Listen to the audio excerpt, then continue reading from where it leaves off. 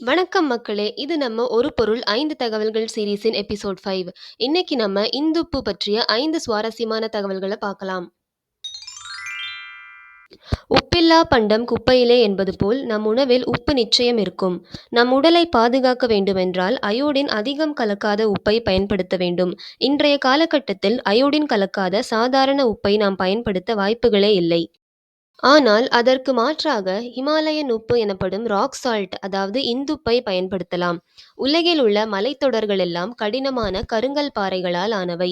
சில வகை மலைகள் மட்டும் விதிவிலக்காக கடினமற்ற உடையும் தன்மை மிக்கவையாக காணப்படுகின்றன.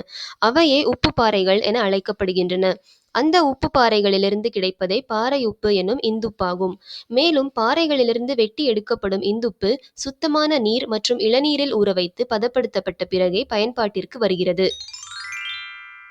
சாதாரண உப்பில் சோடியம் குளோரைடு மட்டுமே அதிகம் இருக்கும் நிலையில் இந்துப்பில் இரும்பு, பொட்டாசியம், கால்சியம், மெக்னீசியம் உட்பட 84 வகை நுண்தாதுக்கள் ட்ரேஸ் மினரல்ஸ் இயற்கையாகவே உள்ளன. சித்த மருத்துவத்தில் இந்துப்பிற்கு ஒரு தனி இடம் உண்டு. இது பித்தத்தை அதாவது உடல் சூட்டை அதிகரிக்காமல் உடலுக்கு நன்மை செய்வதாக கருதப்படுகிறது. இது பெரும்பான்மையாக வெள்ளை நிறத்திலும் சிவப்பு மற்றும் ஊதா நிறத்திலும் காணப்படும். இந்த வண்ணங்களுக்கு காரணம் அதில் கலந்திருக்கும் தாதுக்களின் அளவுதான். இது தைராய்டு பிரச்சினைக்கு சிறந்த மருந்தாக இருக்கின்றது. இந்துப்பு கலந்த இளம் சூடான வெந்நீரால் வாய் கொப்பளித்து வர வாய் துர்நாற்றம் நீங்கும். பல்வலிகள், ஈறுவீக்கம் போன்ற வாய் சம்பந்தமான நோய்கள் விரைவில் குணமாகும்.